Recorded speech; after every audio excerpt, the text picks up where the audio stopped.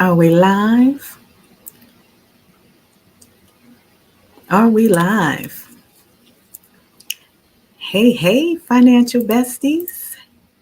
How you doing? How you been? I have missed you. I've missed you so much.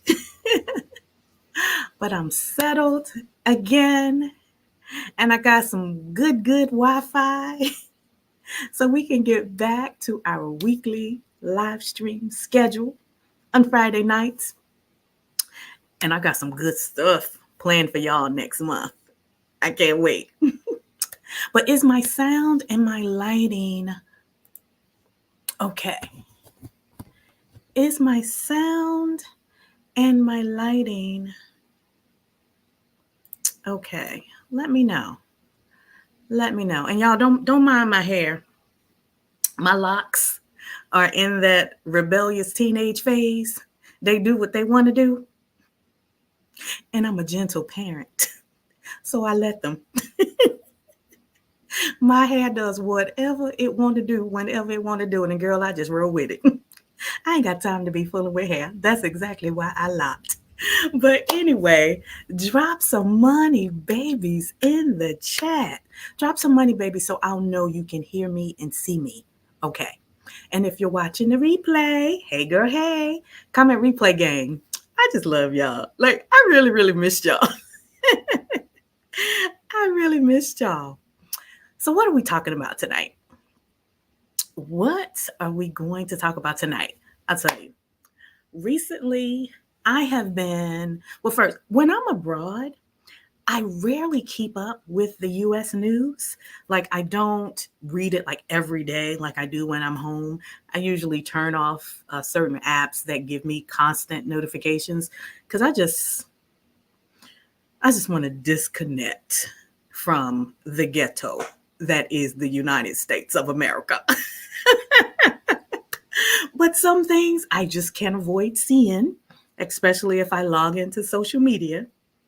But recently, I have been seeing some things in the media that have been raising my spidey senses. So, we have something important to talk about. I'm sure you've seen the thumbnail and you've seen the title, so you have an idea. But just to name a few of the things I've seen that is raising my spidey senses and that led to me wanting to have this important conversation with you. As you know, inflation has been inflating. It's been a little while now since prices been going up, and it don't seem like it's cooling off, even though the numbers have come down, but the prices are not. The inflation rate number is coming down, but prices are not. So if costs are still high, are you seeing a change in your wages? Are you seeing a change in your salary? Let me know in the comments. I have an idea what the answer may be, but I don't want to make any assumptions. I'm also seeing that a lot of people are getting laid off, and a lot of people have been searching for jobs, and it's taking longer than usual. However, the job numbers are saying that the unemployment rate is low and the available jobs are going up. You see why my spidey senses are starting to peak a little bit? Not to mention, big tech are doing mass layoffs.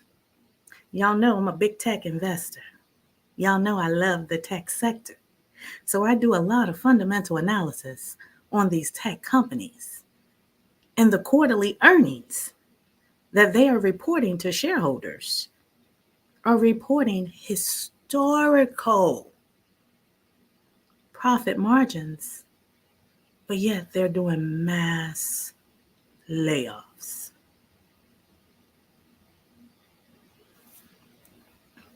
Y'all picking up what I'm putting down? even worse, because costs are going up.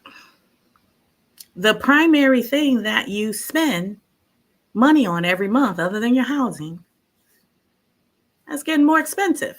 Your grocery bill, right? And for those that may have trouble making ends meet, the higher cost of groceries is making that a little more tighter, right? And I heard we had a major corporation out here suggesting people eat cereal for dinner. What the fuck?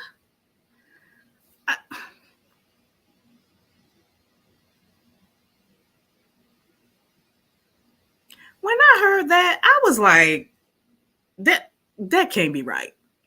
That can't be right. Let me go to the Googles and find a legitimate source. And sure enough, I watched the video. The CEO of Kellogg Company suggesting that poor people eat cereal for dinner. I said, that's interesting. But the worst, and this one I said, okay, I need to talk about this. When I saw the news report that said the orange one is a real contender again, and I shall not say his name because I do not want his supporters coming for me, but that's okay if they do. But I don't want to send for them, if you know what I mean. The orange one is a real contender again. How the heck does that happen?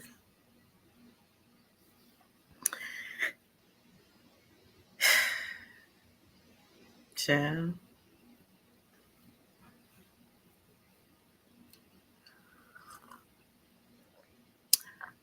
I don't know if you can see it, but for me, and what the past has shown me, and what I'm seeing happening in the economy, and the direction of where it looks like we're going,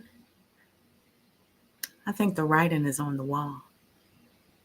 The writing is on the wall. In the investing world, we have this saying that all facts are hidden in plain sight. It's just the better investors and the better traders know how to identify those facts and analyze those facts and leverage those facts to their financial advantage. So in a roundabout kind of way, that's why I want to have this conversation with you, is because we see the facts hidden in plain sight. So how do you prepare yourself financially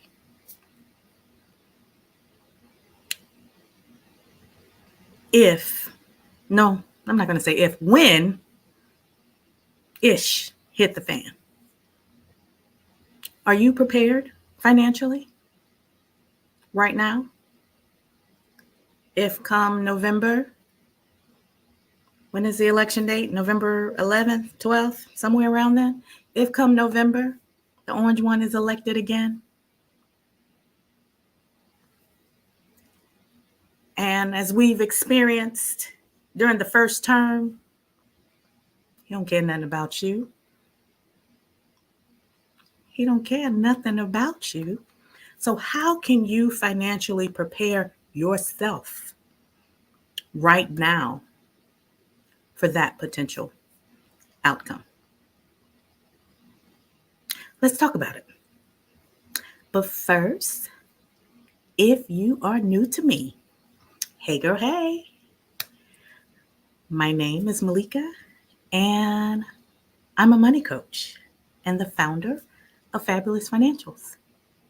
I love to help Black women manage money with ease and invest with ease so you can stop hustling and grinding backwards. And what I mean by that is I'm sure you currently work 40 plus hours per week to earn a salary. So you're exchanging your time for money. And then when you're not working, you probably do very little things that you enjoy because you're tired, you're stressed, you're exhausted. And then when you do things that you enjoy, it's very limited because you're always thinking about the job you got to go back to. And you're never getting ahead because you're constantly running on that hamster wheel. You're exchanging your time for money. You're spending your money on the things you need, the things that you enjoy sometimes, and then you got to go back to work and exchange your time for money again. That's what I call hustling backwards. You're grinding, you're grinding, you're grinding, and you're hustling backwards.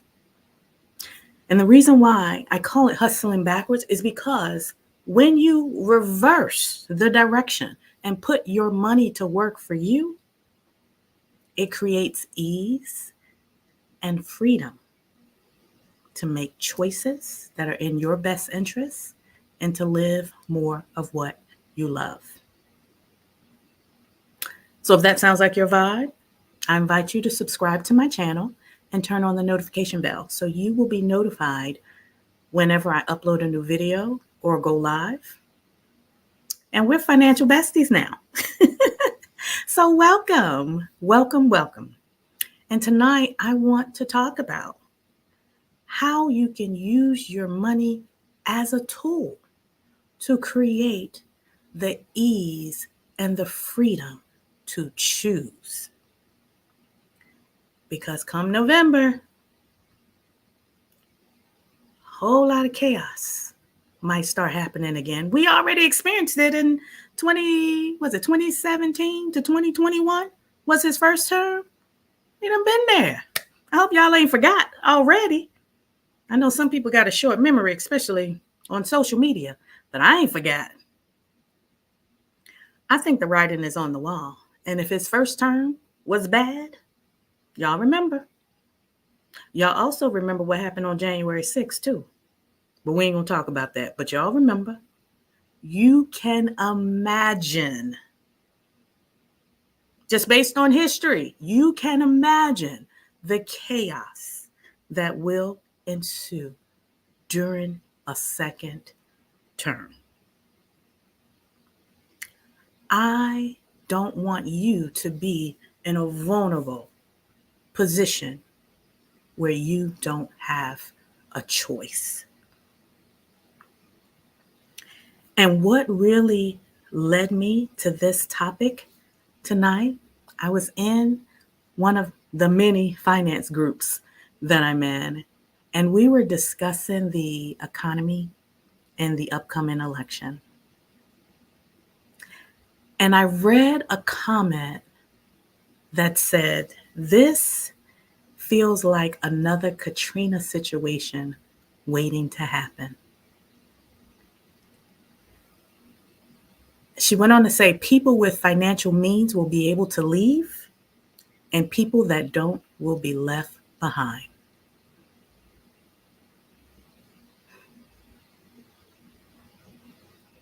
That was triggering for me, although I didn't personally experience the effects of Katrina. I have a lot of friends that did, and just observing it on the news. Y'all remember what that was like. And I read that comment so many times, and I can understand why that person made the parallel. But I was like, damn, what if she's right? The purpose of this video is not to create alarm. It's just to bring reality to your attention. You know, sometimes life get in the way, or life just be lifing, and we forget some things that are not immediately in our forefront. I want to bring it to your forefront because I don't want you to be blindsided and unprepared if that person were to win another term again and circumstances change so much so that it affects you and your family in an unfortunate way. So when I read that comment, initially, I immediately hopped on Instagram. I went into my Instagram stories and I shared what I would start doing right now to financially prepare as much as possible for the crap that's brewing. And if you don't follow me on IG, I'm Money Coach Malika over there too. But if you don't, that's fine, because I'm going to share everything I shared on IG. I'm going to share that with you in this video. But that comment, it just stuck. It's stuck in my head and I cannot stop thinking about it. She said it feels like another Katrina situation, and people with financial means will be able to leave and people that don't will be left behind.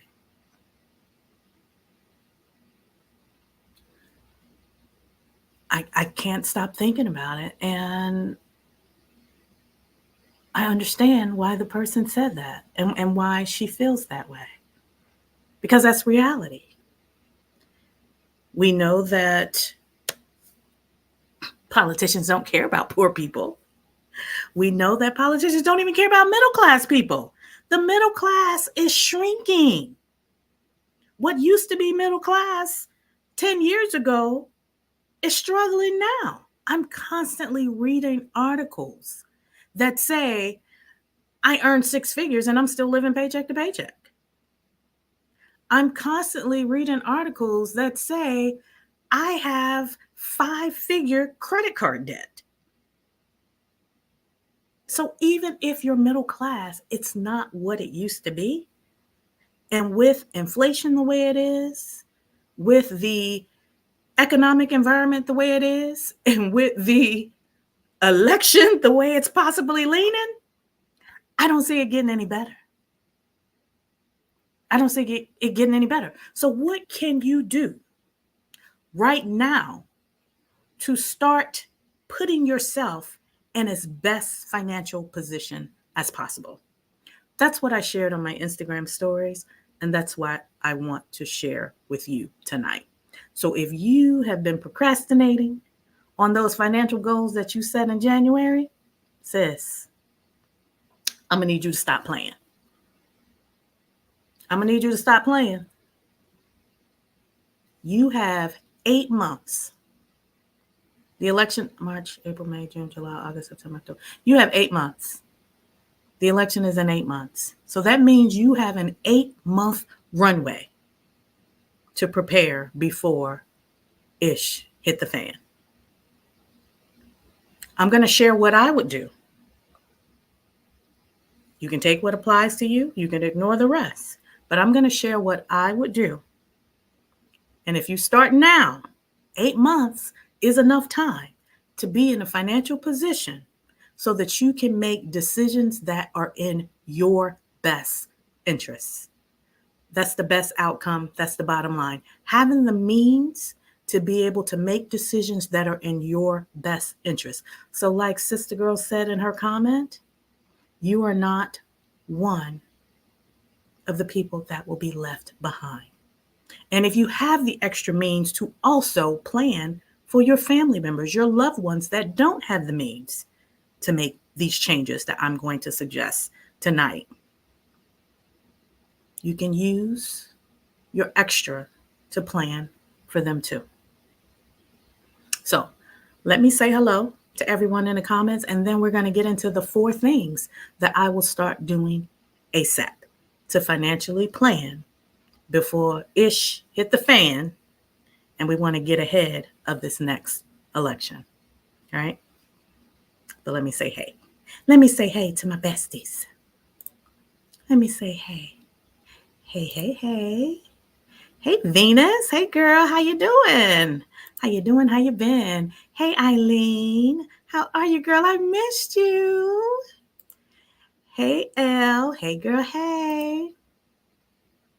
Hey, Maya. Hey, girl. Hey. Listen, ain't nobody coming to see you, Otis. I get so tickled when I see your name. Hey, girl. Hey. SLS forever. What's up, girl?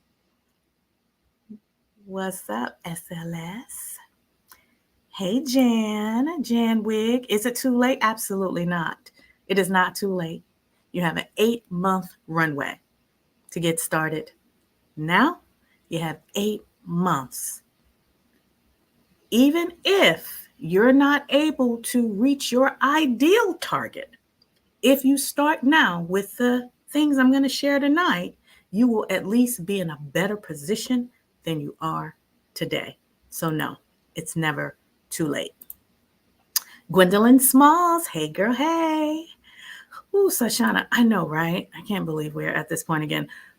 When I saw the news that said he could be on the ballot again, I said, I know we are not that foolish. How in the world is that possible? People got a short attention span. Either way, if he wins, I don't see anything good coming from it. If he loses because of what happened on January 6th, I don't see any good coming from it. Either way, I just see it's all bad to me. And I'm not a pessimistic person. Either way, I just don't see anything good coming from it. Let's see. Did I say hi to everyone? Devon Newsome. Hey, that's a new name. I haven't seen you before. Welcome. Welcome, new bestie. And Miss V. Hey, girl. Hey. How you doing? How you been? How you doing? How you been? I think I said hello to everyone. If I missed you, charge it to my mind and not my heart. I promise I didn't mean to. I'm going to see these comments before I get into the 4 things I would do. I wish I knew of a legal means to store money overseas that doesn't involve buying real estate. You can open a bank account overseas. You just open a bank account. And I say that because with what I'm in the process of doing, I'm planning to move to another country for a period of time. Won't get into the details in this video, but I will share my journey and my experience in real time in other videos. And because of the visa that I'm applying for, the investor visa, I have to meet the requirement to open a bank account in the country and maintain a certain balance. So that's one of the things that I plan to do in order to get the visa. Let's see, but more on that later. I promise I will share my experience. Hey, in chat. Hey, girl. Hey, another new name. I love to see the new names. Good to see y'all. Okay, let's get into what I would do if I were starting from scratch or starting from a position where I felt financially vulnerable. What I would do starting right now. These are 4 things starting right now. And if you have any questions about anything I share, feel free to drop them in the comments. And can you put a Q in the front of your comments so I'll know it's a question? So when I'm scrolling through, the Q's stand out to me and I can see that quickly. But the very first thing I would do if I was you, was to start letting go. Start letting go. And what I mean by that is declutter your house now. Declutter your house and sell anything that you have not used in the past year or two. I did this in 2022 because I retired in May. I said I was going to stop using the word retired. I became work optional and resigned from my job in May 2022. So from January to May, I was decluttering. I used January, February, almost 5 months decluttering, and it took that long. So that's why I say get started now. And that's why I say this is the first step, because it takes a while to go through all of your personal belongings, especially things that you have in storage and closets, in the attic and the basement, things that you don't see and use on a regular basis. Start going through everything now. Start deciding what you want to keep, what has sentimental value, what, if you needed to move or you wanted to leave the country, what you want to take with you. And the things that fall into the other categories, I like this, but I don't love it. It's not sentimental. I'll decide later. And then there may be piles of stuff where you're like, nope, I don't need this. I don't want it. I can decide right now. And there may be stuff that you're like, this is pure trash. I don't even want to sell it. Let me just donate it or get rid of it or trash it. You know what I mean? So start decluttering your house right now. And I see someone in the comments says spring cleaning. Exactly. It's perfect timing for it. It's the spring. Start spring cleaning your house. Pull the things out of the storage, pull the things out of the closet, out of the basement, out of the attic. And why am I telling you to declutter? It's so you can sell the things of value that you don't want or need. If you haven't used it in the past year or so, you don't need it. Get rid of it.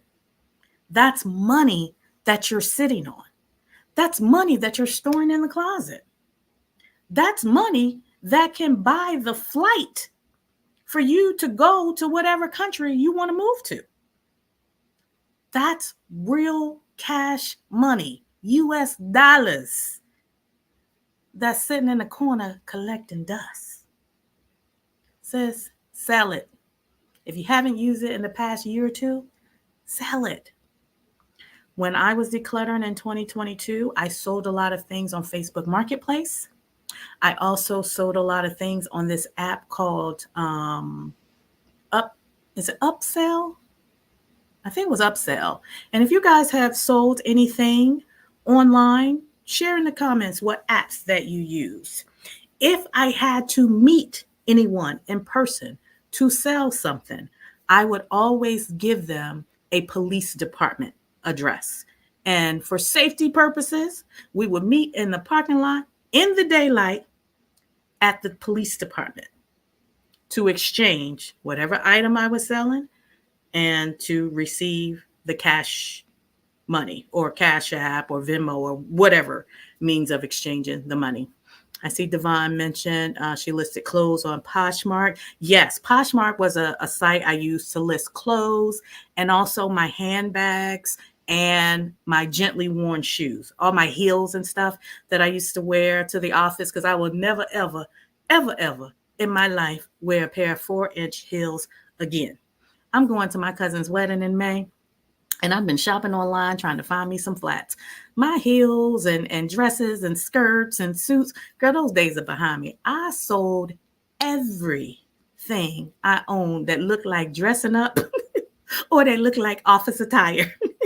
This is my uniform now. Comfortable, honey. Free and comfortable. So yes, Poshmark was go OfferUp. Thank you, Sashana. OfferUp. That's the other app that I use. I sold furniture. I sold electronics. A lot of the big stuff, I waited until the week of my move to sell because I didn't want to give people my address. And of course, I couldn't lug, the big heavy items out. And what I couldn't sell, I gave away to family member and friends and things like that. But whatever you're not using, sell it. That's money. That's money. The first expense that I would consider allocating that money for, the profit that you make from selling your things, I would,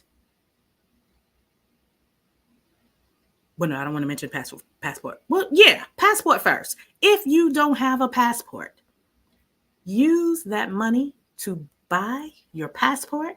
I think the passport now for adults is $160. For children, I think it's don't quote me on the children. I think it's $120 for the children. The children passport usually lasts about 5 years. The adult passport lasts about 10 years.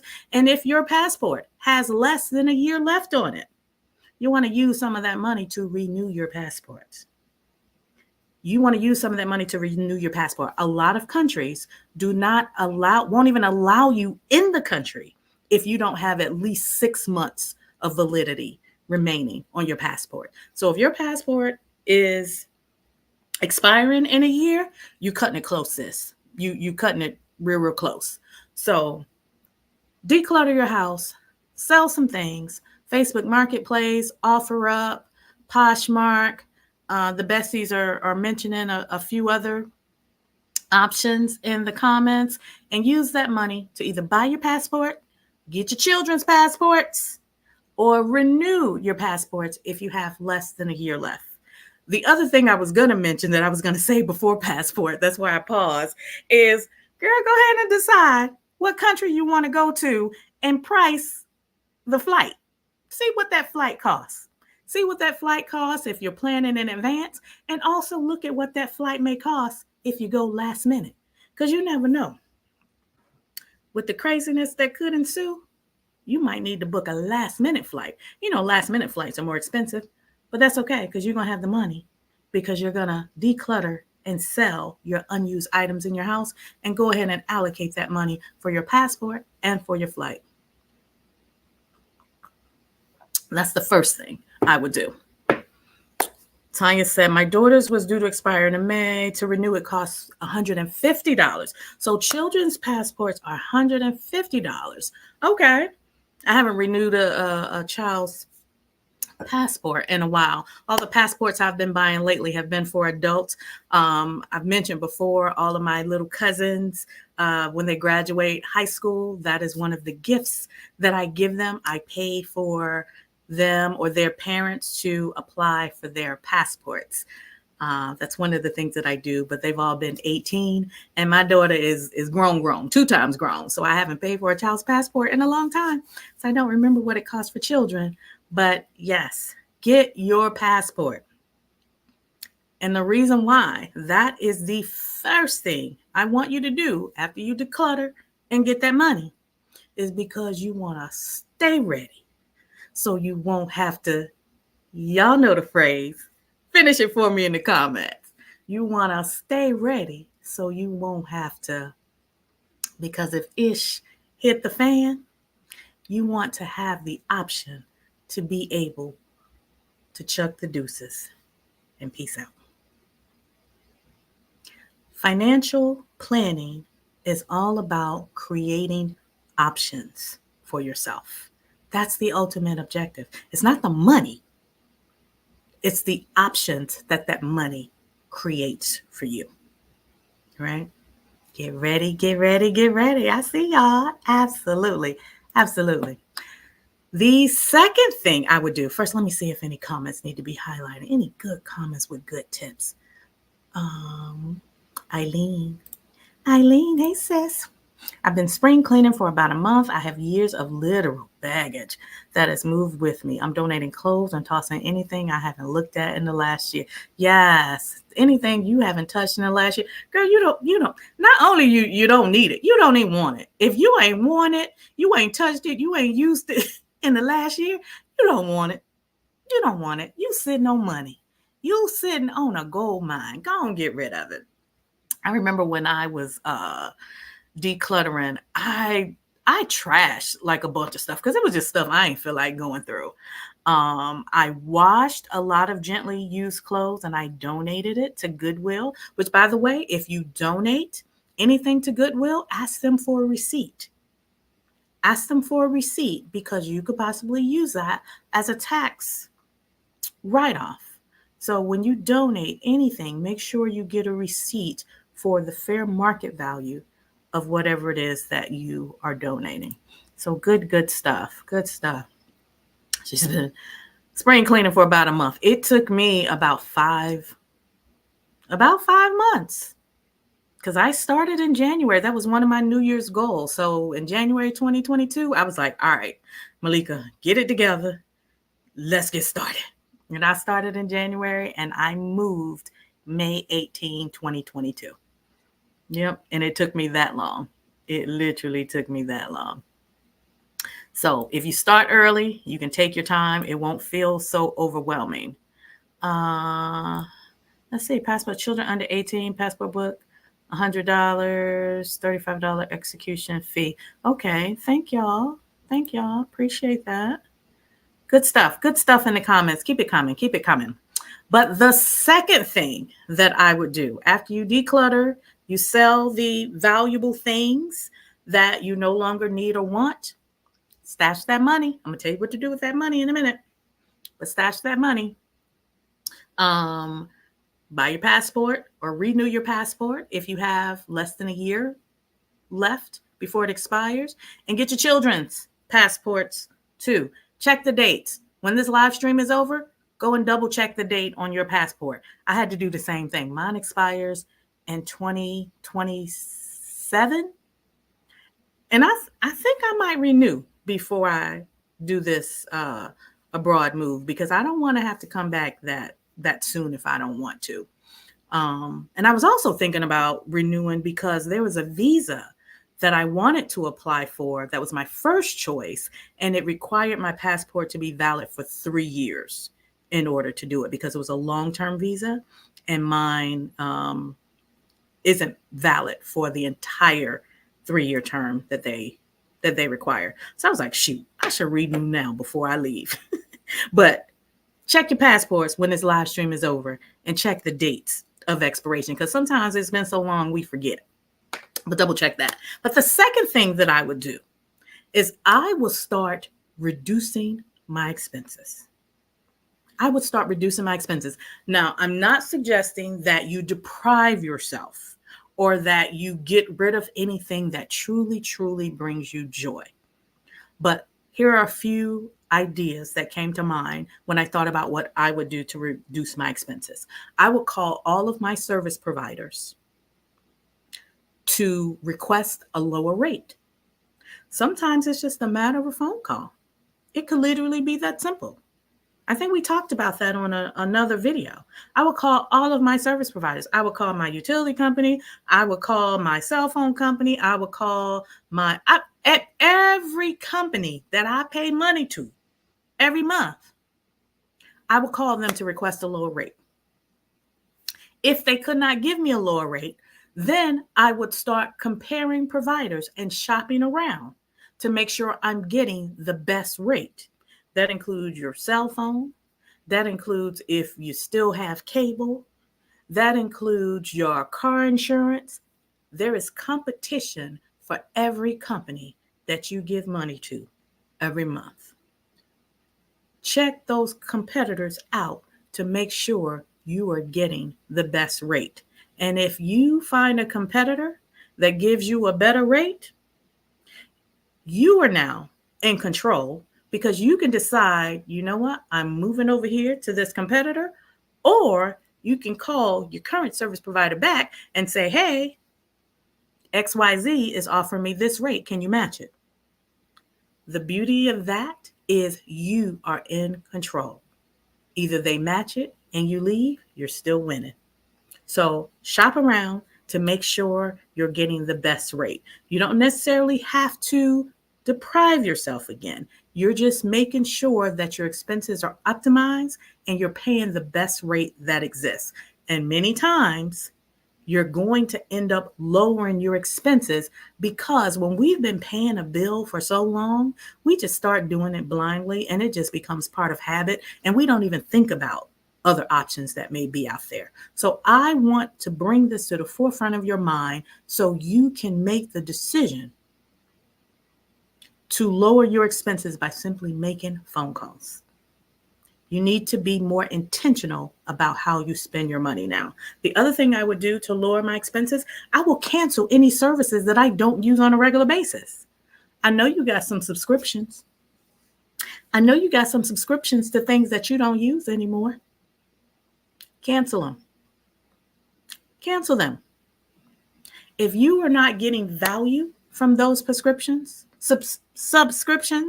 anymore, cancel them. And that includes multiple streaming services. You might have Hulu, you might have Netflix, you might have, I don't know if I should say the YouTube one while I'm on YouTube, but you know what I mean. There are multiple subscription services that exist, and there are some people that have all of them. You ditch the cable for the streaming services, but then you're still spending almost as much because you got all the streaming services. Do you watch them all? Do you watch them all? I rarely watch TV, so I might be a little biased. But when I do watch TV, the only streaming service I use is Netflix. Do you watch them all? If you don't, cancel it. If you got subscriptions that you're no longer receiving value from, subscriptions that are not going to add anything to your life if ish hit the fan, cancel them. Cancel the extra services you don't need. Another thing, this might ruffle some feathers. Cancel Uber Eats. Cancel Uber Eats. And the reason why I'm saying that, not suggesting that you don't eat out ever again, but Uber Eats got ridiculous fees.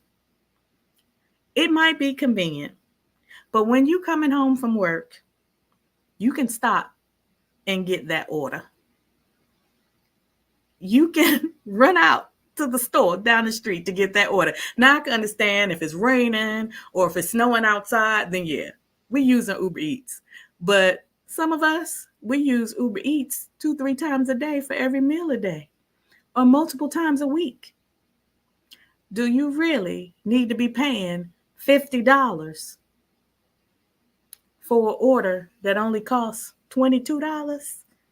Because of all the extra fees, the higher prices that's on the Uber Eats app versus the regular prices in that restaurant, and then the Uber fee, and then you got to tip the driver.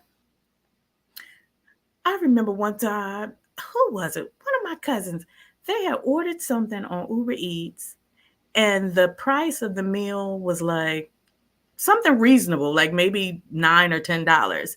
But after they added in all the fees and then the tip and all that extra stuff, it was like $20. It was almost double. Cancel it. Cancel it. You're on a mission. You're on a mission to financially prepare for the ish that's about to hit the fan. You don't need Uber Eats right now. Sammy says she take advantage of subscriptions from her husband and brother for everything else. Yes. Use your friends' subscriptions, your loved ones, your family members. I don't think Netflix allow that anymore, though. Does Netflix still allow sharing? And the other thing you can reduce does not make you feel deprived, but it's not a priority right now while you're on this mission. Eliminate the random online browsing. You know how you say something, and then the next thing you know, you pull up Facebook or one of the social media apps on your phone, and then you see an ad for what you just said. And we get to scrolling and browsing, and we see those ads, and then we click on them. That's how they get you. Eliminate the random shopping trips to the store in the middle of the week. If you do your grocery shopping on Saturday or Monday when everybody else at work, stick to that day of the week. But those little midweek stops, just because you need one thing, cut that out. The random online browsing, going to, what's that website? It's this website my mom is obsessed with now. Tubi?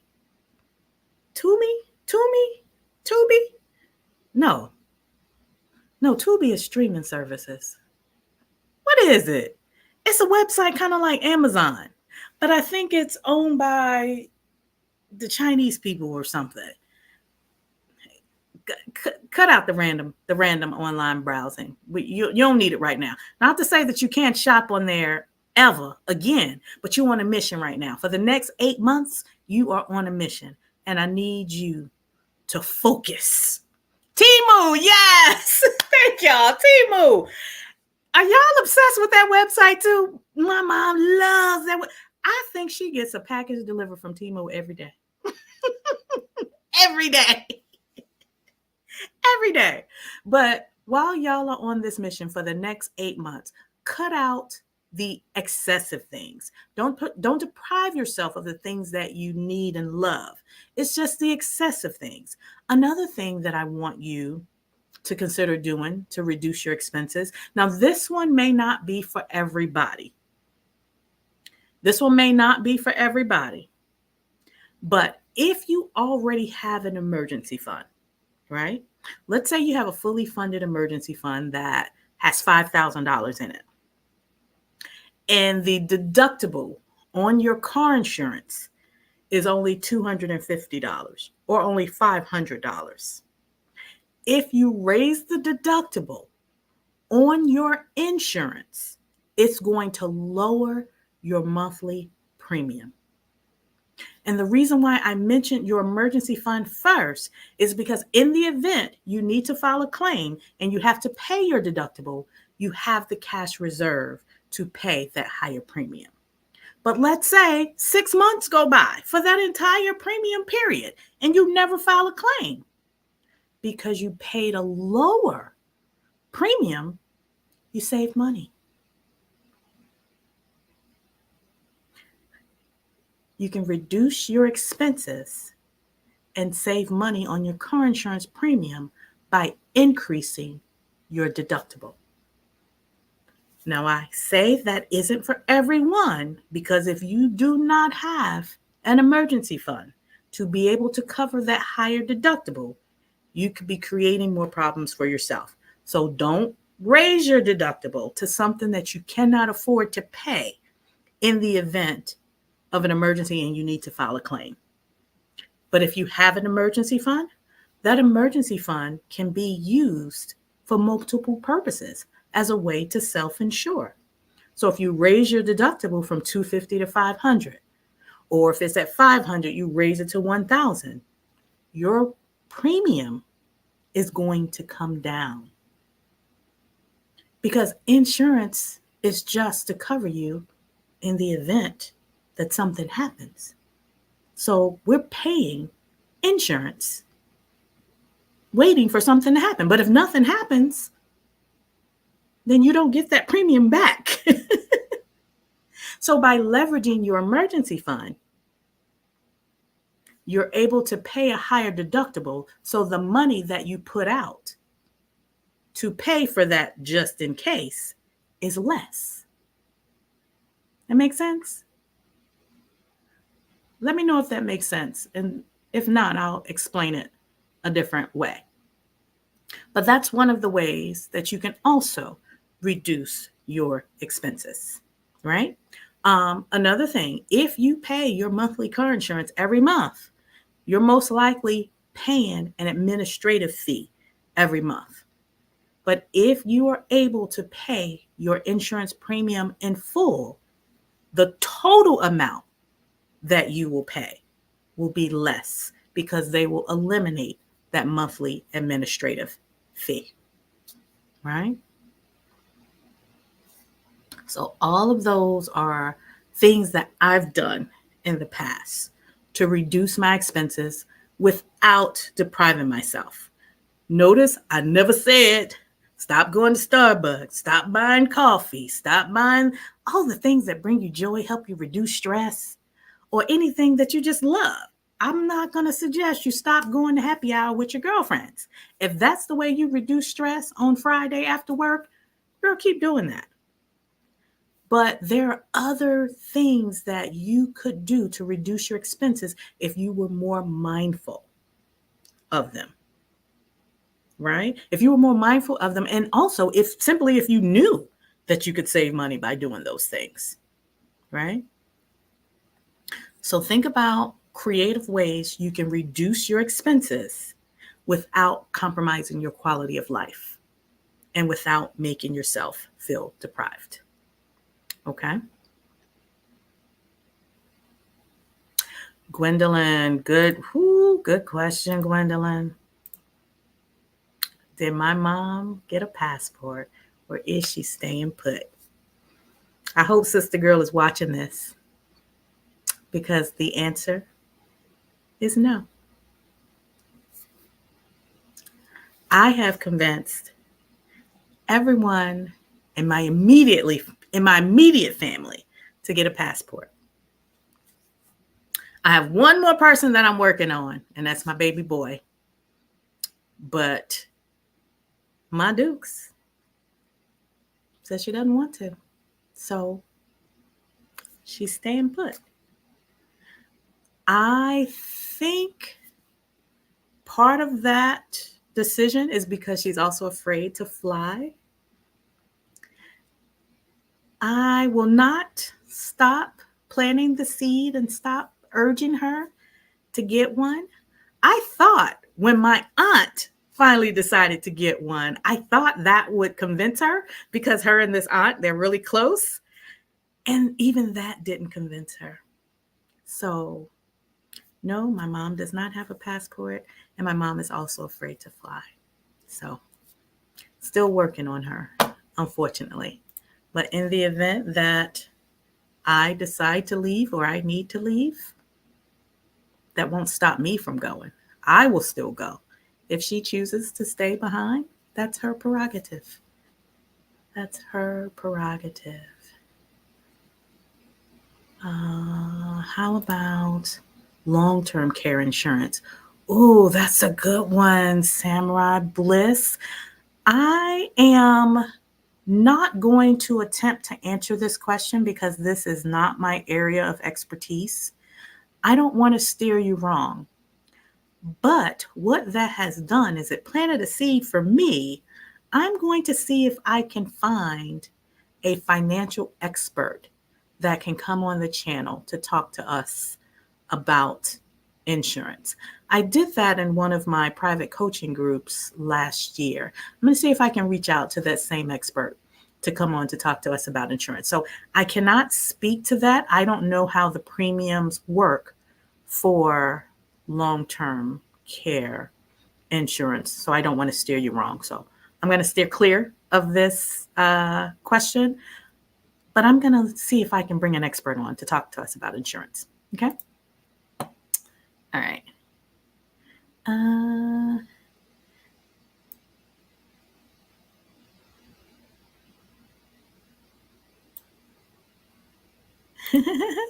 So Shauna, I do only have a daughter. I only have a daughter, but my daughter has a son. I just call him my baby boy, my little stinker. But yeah, I need his mama and daddy to get with the program, to get my baby his passport so he can come stay where I am this summer when he gets out of school. But yeah, I only have one daughter. Yeah. So Shauna got to plan her and auntie a vacation so she can have some motivation to get one. I've done that. There have been special holidays like her birthday or Mother's Day where I would ask her, what does she want? Where does she want to go? And I said, Mom, you have a daughter that is willing to take you anywhere in the world. And the places that she suggests doing or going, they don't require a flight. They don't require a flight. I have offered that. I have done that. Even I've offered her to pay for trips like with her and her girlfriends. And she would suggest things like going to the local beach. It's her choice, her prerogative, but she knows that the option is always there. And if she decides to get a passport, I'm sure she know I'll pay for it, but she doesn't want one. And she most certainly won't fly. So no need to waste money on one knowing that she won't fly. But okay. Number three, the third thing I would do is all the money that I accumulated from decluttering and selling the things I don't need or want from step one, and all the money that I saved from reducing my expenses in step two. I would use that money to beef up my savings. If you don't have any savings at all, which I'm sure most people watching me in my community, they probably already have an emergency fund, which I just like to call it a cash reserve now. because emergency fund has such a negative connotation. But if you don't have any savings, if you're new to me and you don't have any savings, I would start with a target of $1,000. Start with a target of $1,000. I don't want you to start out the gate thinking about this big, audacious number, and it just feels so overwhelming and so hard to achieve. So don't worry about the big number. If you're just starting, start with a target of $1,000. So use the money that you get from the people that buy from you on Facebook Marketplace, on OfferUp, on Poshmark, your clothes, your shoes, your bags that you no longer use or wear.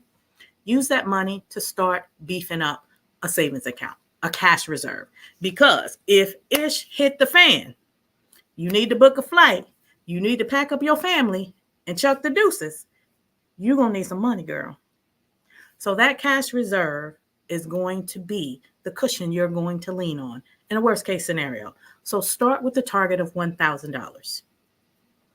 If you already have $1,000 saved, then I want you to focus on 3 months of your living expenses. 3 months of your living expenses. So if you spend, let's say, $2,000 a month, then I want you to target your second target. I want you to target $6,000 a month, right? Not $6,000 a month, $6,000 total. If you spend $2,000 a month, I want your next target to be 3 months of your living expenses. So that's $6,000, right?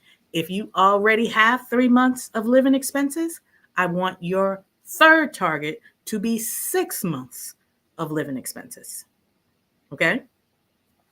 And the reason why I'm suggesting these amounts, and it may seem like a lot, but from what I'm seeing, in the event you lose your job, whether you're fired or laid off, it may take you up to 6 months to find another job. So if you have the cash reserve to cover your living expenses for up to 6 months, you won't be looking for a job and stressed at the same time. You won't be trying to manage regular life and stress worrying about how you're going to pay the mortgage at the same time. So while you have the extra from reducing your expenses, from selling things, from anything that you can do to earn more money, whether you have a side hustle, while you have the extra, don't view that as, oh, this is extra money I can spend, or this is extra money I can take that trip. For this 8 months, I want you to have tunnel vision. Build up your cash reserves because I want you to be financially prepared when, not if, when ish hit the fan. First target, 1,000. Second target, 3 months of expenses. Third target, 6 months of expenses. And if you end up leaving the country,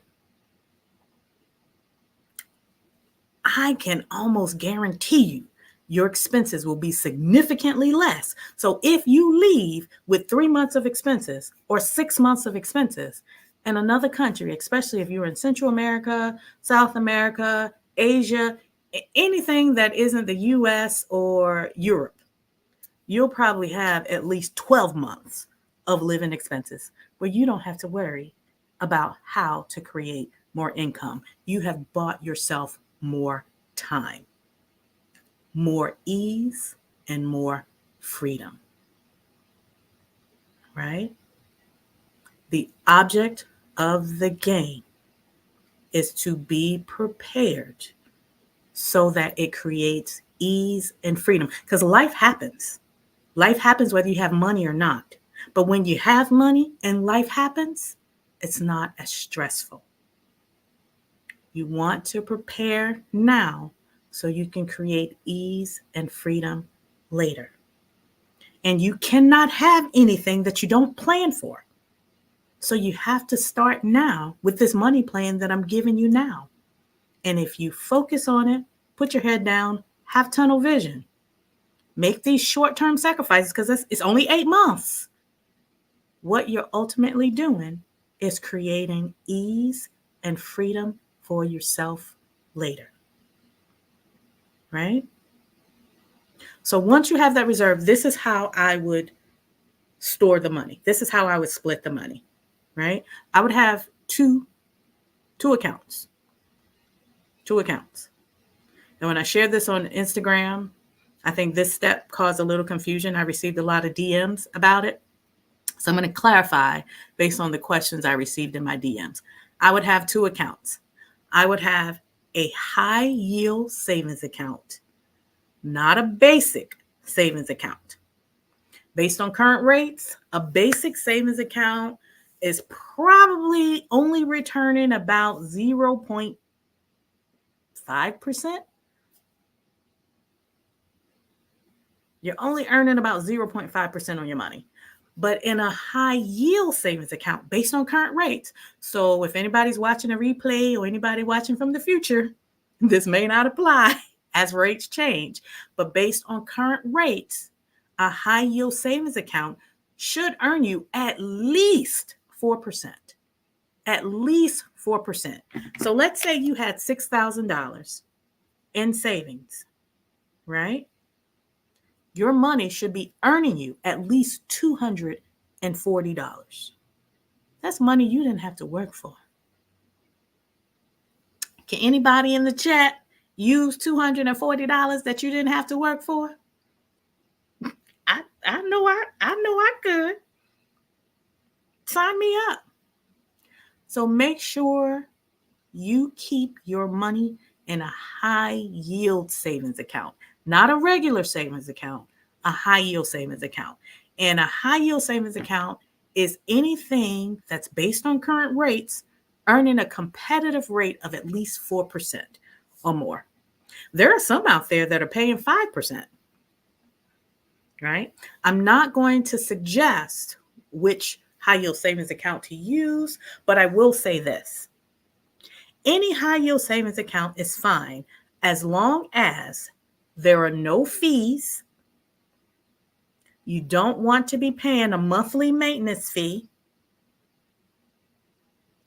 To me, I think the best high yield savings account also don't have a minimum that you have to maintain. Because when you need to use the money, you want to have the freedom to withdraw it. So the high yield savings account should not have a minimum that you need to maintain in order to get that rate. It should not charge you a monthly maintenance fee, and it should offer a competitive rate. And based on today's rates, a competitive rate is at least 4%. That's the bare minimum. That's the bare minimum, at least 4%. And that's based on today's rate. So that's subject to change, right? So those are the three things I want you to look for. I'm not suggesting anyone that you should use. And make sure it's FDIC insured. Most of them are, but that's just another, oh, by the way, I want to add. Make sure it's FDIC insured, all right? So no monthly maintenance fee, no minimum balance required, a competitive rate, and FDIC insured. If it meets those four criteria, whatever you choose is totally fine. Okay? Someone asked in the DMs, what about credit unions? Credit unions are great. But to my knowledge, I don't believe credit unions offer high yield savings accounts. Credit unions have regular savings accounts. But with rates at what they are today, I'm going to need you to be earning more than 0.5% on your money. I need you to earn at least 4% while the rates are what they are, at least 4%. If you can find one that's 5%, that's great. But you should not use an account that's offering less than 4%. Okay? The second account I want you to open is an investor checking account with Charles Schwab. That one I am being specific about for a reason. When you open this investor checking account with Charles Schwab, I want you to keep at least $1,000 in it. Now, this Charles Schwab account will not give you a high return. And that's okay because the purpose of this account is completely different. The purpose of this account is completely different. This account still serves an important purpose, but the purpose is not for the money to grow. So if you are building an emergency fund or cash reserve that's 3 to 6 months of your expenses, the majority of it should be in your high yield savings account.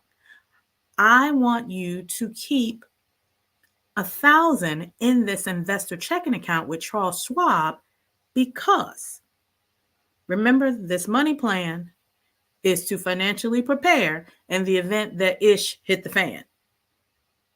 So this is not something that I would do under normal circumstances. This is what I would do if I was preparing for when ish hit the fan. Do I currently have an investor checking account with Charles Schwab? Absolutely, because of my lifestyle. I'm a slow traveler. I don't live abroad, but I'm in a new country every month. The reason why I have the investor checking account with Charles Schwab is because a lot of banks, if they find out that you no longer live in the United States, they may close your account. A lot of banks, when you use your debit card or you use your to get money out of the ATM, they charge you fees. When you swipe your debit card, I wouldn't necessarily suggest that abroad. I only use my credit card abroad. But when you swipe your debit card, if that's what you do, most banks charge you what's called a foreign transaction fee. It's usually between 1% and 3% of what you're spending. Charles Schwab does not charge a foreign transaction fee. When you use your debit card to pull money out of the ATM, most banks charge you an ATM fee. You also get charged a fee from the bank that you're pulling money from. Charles Schwab does not charge an ATM fee, and they also reimburse you the fee that the other bank charged you. So you can maintain a checking account in a foreign country, and this is in the event you decide to leave. Whether you move abroad permanently or you just slow travel abroad, the way I do. In the event you decide to leave, you want to have a bank account that does not charge you fees, foreign transaction fees, and a bank account that does not charge you fees when you try to take cash out of the ATM. And I'm suggesting Charles Schwab because that's the one that I use, and that's the one that has been most effective for me since I've been slow traveling the world. And I did 12 countries last year. I've done 4 countries this year, 16 countries. It has not failed me. It has not failed me. There are other banks that may do the same. I see Sis Eileen. Thank you, girl. She's mentioning Fidelity. So y'all check the comments for other options. Eileen is mentioning Fidelity. Fidelity does this too. I've heard great things about Fidelity as well. I use Charles Schwab, and because I have used it consistently in so many countries, that's why I'm mentioning Charles Schwab specifically. I have no business relationship with them. I have no link to share that give me a kickback or anything if you open an account with them. This is truly something that I'm sharing based on my personal experience. A bank that I like and love and that has not failed me because when I'm abroad, I need access to my money. I don't want to be paying extra fees. And I have had a bank that failed me while I was abroad, and it pissed me off so bad. I called them up and closed everything. Every account. I had 3 different 3 different accounts with them.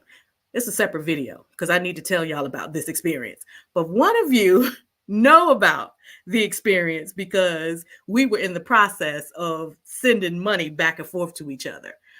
But they flagged my account and I could not access anything. I said, if y'all don't fix this within the next 24 hours, I want everything closed.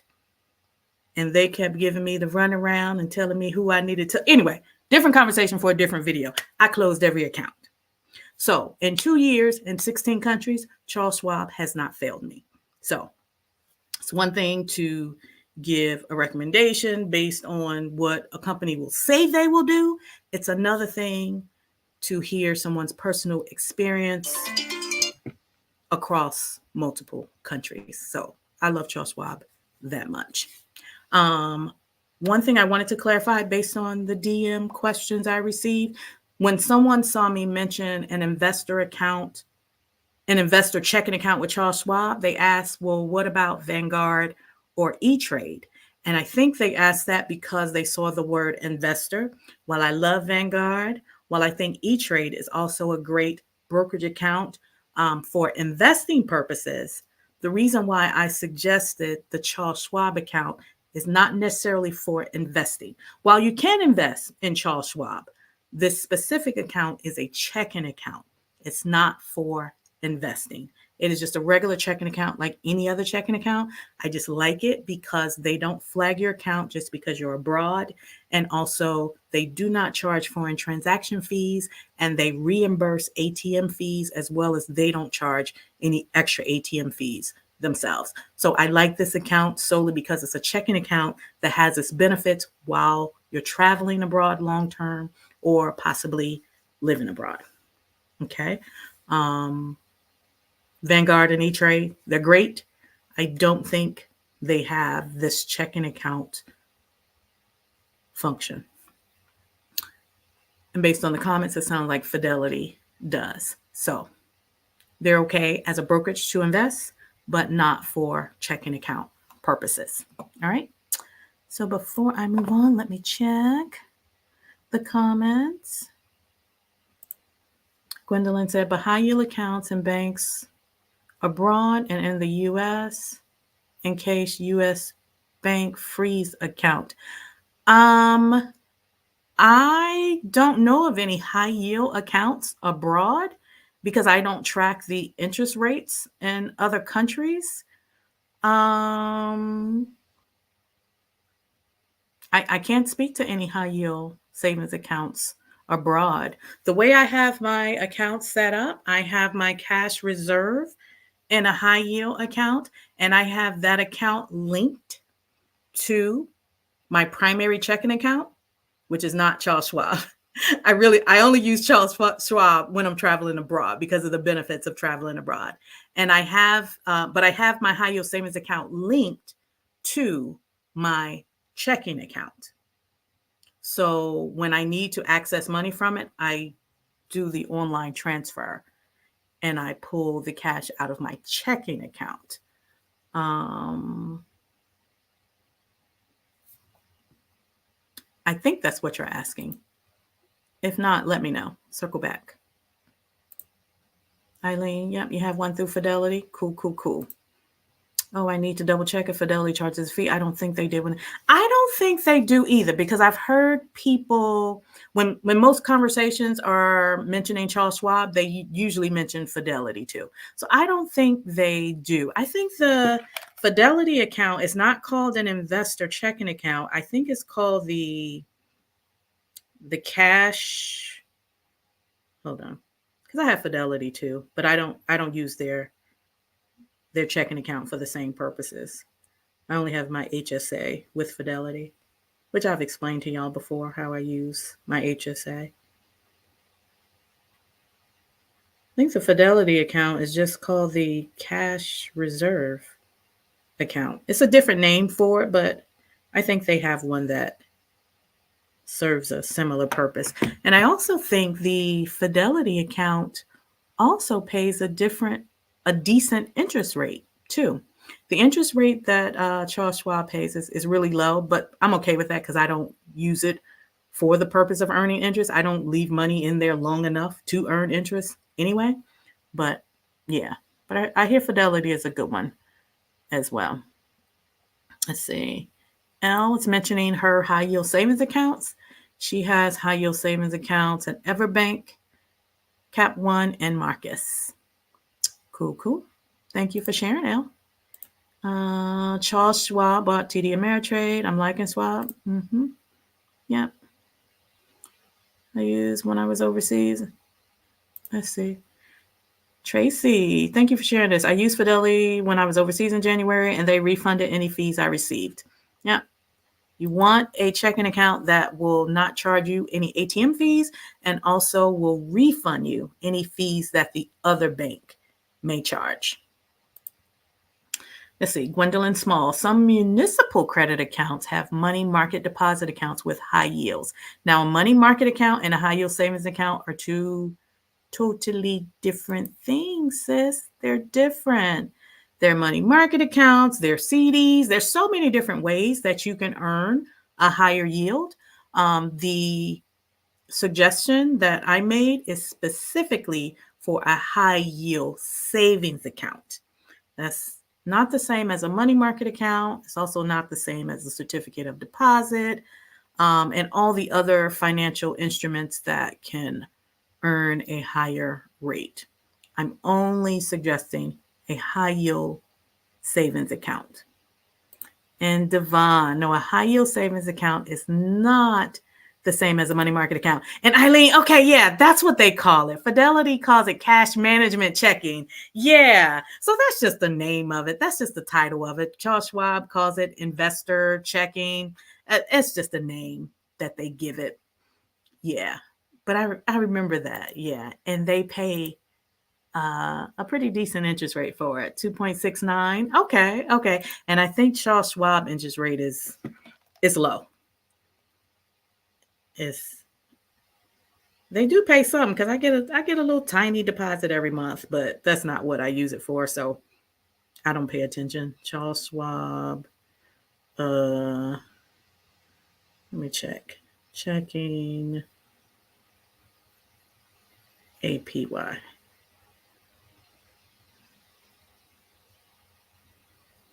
If anybody know what Charles Schwab pays on their checking account, drop it in the comments for me. I'm going to look it up real quick. Fidelity's rate is definitely better. I can tell you that off the top of my head. Charles Schwab investor checking account pays 0.45%. So the same as a regular savings account. Yeah. And Fidelity pays 2.69%. So totally up to you. They both reimburse ATM fees. Neither one charges foreign transaction fees. So this might be a better account for you. I just suggest Charles Schwab because that's the one that I use. And I have experience with it in multiple countries, and I know it won't fail me. And then I also chose Charles Schwab when I was looking for a checking account that offered the features in foreign countries that I wanted. I also chose Charles Schwab because of what someone else mentioned in the comments already. I knew that they were merging with TD Ameritrade, and TD Ameritrade is the account that I had when I used to trade, when I was trading.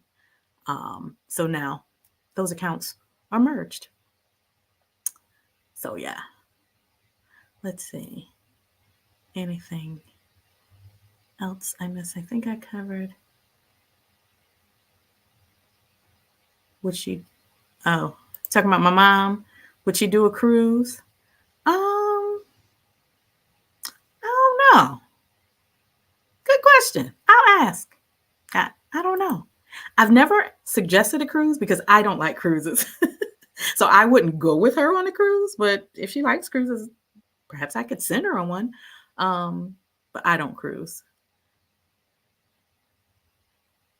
Yeah, I'm not a cruise type of chick. I'd rather fly and meet you there.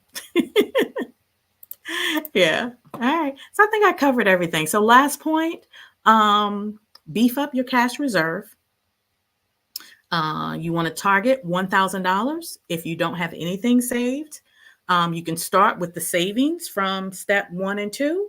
The decluttering you're going to do, the money you're going to save from selling the things you no longer want and need. You're going to reduce your expenses. I gave you some tips on how to reduce your expenses without depriving yourself. All right. You're going to use that savings and any extra money you have to target $1,000 first. After $1,000, you want to target 3 months expenses. After that, you want to target 6 months expenses, and then open 2 accounts. You want to open the high yield savings account to keep the majority of those cash reserves in there. And you also want to open an account that has benefits while you're abroad. In the event ish hit the fan and you decide to leave the country, you don't want to be paying ridiculous fees every time you swipe your card. You don't want to be paying ridiculous fees every time you use the ATM. So I suggest Charles Schwab because that's what I use. Some other financial besties in the comments made some other suggestions for what they use. They're good too. Whether the suggestion comes from me or come from them, do your own research and choose the one that works best for you. All right. The last one, number 4, what I would do is after you build your cash reserve, now you have the option to leave if you choose to. The greatest benefit of financial freedom is freedom of choice. It's not the money. I tell people all the time, the wealth that I have built over the years is not about the money. It's the freedom that the money provides. So if the orange one gets elected again in November and some crazy happens, or if he doesn't get elected and another January 6th happened and there's chaos and you decide it is not safe for me, I am ready to leave. Or if you already know that you're ready to leave and you just need to build these cash reserves, now you have the freedom of choice to go whenever you're ready. You have the freedom of choice to book that flight to wherever you want to book it and whatever time you want to book it. You don't have to worry about, I need to plan in advance because I only have $300 for a flight. You can book a last minute flight. You can book a flight tomorrow if you want to. You got the cash reserve to cover it. The beauty of financial freedom is the freedom of choice. So when you are thinking about these financial decisions that you're making and the sacrifices that you're making and the trade-offs that you're making, that's what I should call them, trade-offs versus sacrifices. It's to buy you the freedom of choice. So instead of buying whatever you're going to buy on Uber Eats, instead of buying whatever you would typically buy that you don't really need from Target or Walmart, whatever you're buying when you go shopping for something that you don't really need, you're trading off that choice. Instead of buying this thing, I'm buying my freedom. I want you to think of your financial choices as buying your freedom. Because money is just a tool. Money is not the goal. It's a tool to help you buy your freedom. And that's what you ultimately want to achieve. But once you have the freedom to leave because you built the cash reserve, so all that money that you was funneling into that savings account, once that savings account is fully funded, you don't need more than the 3 months or more than the 6 months. So even if you have more money that you can keep saving within these next 8 months or 10 months, and inauguration will be two more months later, you don't want to keep putting money in the savings account. You want your money working as hard for you as it can. You've already given some of your employees, every dollar that you earn is an employee of you incorporated. My clients, y'all know my language. Every dollar that you earn has a job. And the employees that you put in your high yield savings account, they are doing their job. You don't need extra employees on the job. So once your emergency fund is fully funded, I want you to redirect all of those funds to the stock market. This is when you are ready to start investing in the stock market. You always want to have a cash reserve before you increase your risk, because that cash reserve, that's what's going to give you the freedom of choice when you need to make a quick decision. That's what's going to give you the freedom of choice when the stock market is down. That's what's going to give you the freedom of choice when you need access to money right away. When I pull money out of my brokerage account, my investment account, I got to sell something first. That takes time. I got to wait till the transaction posts. And then when the transaction posts, I got to wait until I transfer the money, and then the brokerage send the money to this account. That takes time. But your cash reserve is money that does a job. You may not earn as much as you would in the stock market, but those employees have an important job too. But once those employees are doing their job, any extra employees, they need to be doing the harder job in the stock market. And when I say redirect all of these funds, remember, we have an 8-month runway. I mean, invest everything. If you're in month 6 and your e-fund is fully funded, you got 2 more months. Invest everything. Invest every raise. If you make $60,000 and you get a $5,000 raise, invest the whole $5,000. If you get a bonus in, in the summertime, and your bonus is $20,000, invest the whole $20,000. Again, this isn't normal advice that I would give. These aren't normal suggestions. These are suggestions based on building a financial plan in the event that ish hit the fan. So this is different circumstances. Invest everything. You have tunnel vision for these 8 months in between now and the election, or 10 months in between now and the inauguration. And I mention both because if he doesn't win, it's going to be a shit show.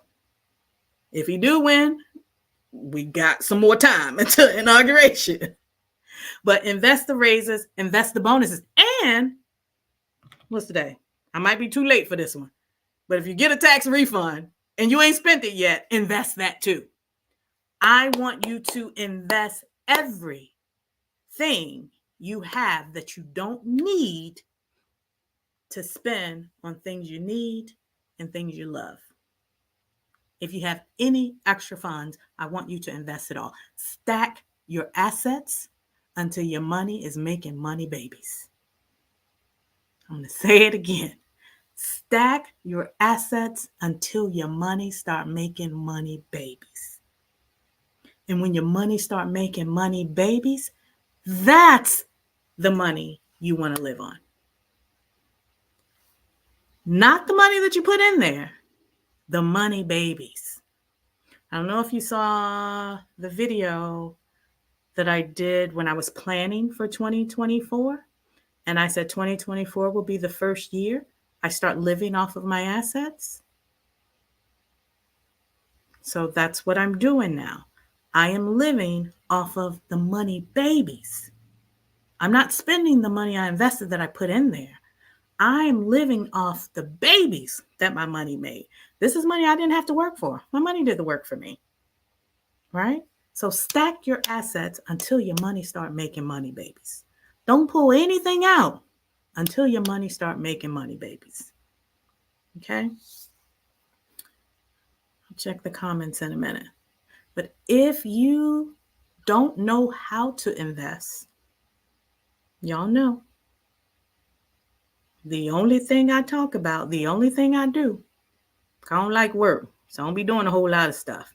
But y'all know I have the Invest with Ease program.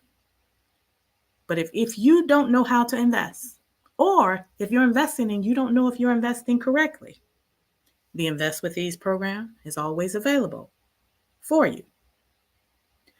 The group coaching program I only offer once per quarter. But I have now converted the group coaching program to a course. So the course, you don't have to wait for open enrollment. The course, you don't have to commit to an 8-week program. I received a lot of comments in my DMs and in my emails. I was like, Malika, I don't have 8 weeks. I get it. That's the way I run the live group coaching program, because I pace things for you. But when you take the course, you can take it at your own pace. You'll receive the same value. You will receive the same value, the fundamentals of the stock market, the exact steps on how to start investing, how to open an account, how to place an order, the investing strategy that I used to build my first $1 million portfolio, risk management, and an investing action plan to help you achieve whatever financial goal you have. All of that I teach live in the group coaching program, I have now put in the course. So if you want to know more about Invest with Ease, the group coaching program, or the course, the link is in the description of this video, right? So that is always available to you if you want to learn how to invest, the fundamentals, the nuts and bolts of investing, and also to give you some checks and balances if you're already investing, but you're not sure if you're investing as optimally as you can, right? And if you want to watch more videos on investing, I have an investing playlist, an investing for women playlist. When this live is over, after it renders and uploads on YouTube, I will link it. I will link it somewhere.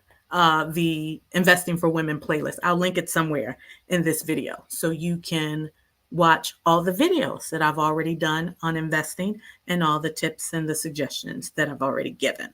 Okay, so there is no reason why you should not be investing. I've heard so many people say, I don't know how, I don't know where to start, I'm scared. You have resources available to you.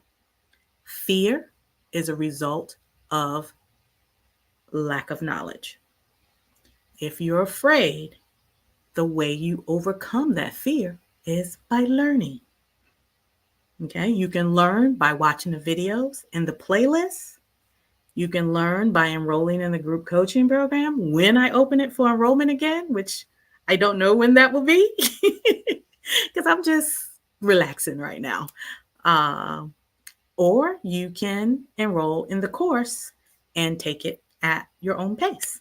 There's no live coaching in the course. The course is DIY. You take it at your own pace. So you have resources available to you. There's no reason why you can say, I don't know how. You have the resources available. And the Invest with Ease course is linked in the description box. Okay, so let me check the comments. If there are any questions about the course, let me know. I will answer all of them for you. Yes, and if this is helpful, thank you, Gwendolyn. If this information is helpful to you, please like the video and share it with anyone you know that need to get their money plan together before ish hit the fan. Like the video and share it with your people. Devon Newsom. I am in the planning stages to leave the U.S. because, like you, I'm fearful for where we are headed come November. People need to wake up and vote because he already told us what.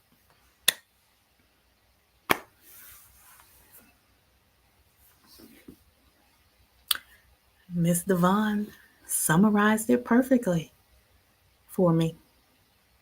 This is it right here. He already told us. He already showed us. He just didn't have enough time. So what are you going to do while you're waiting?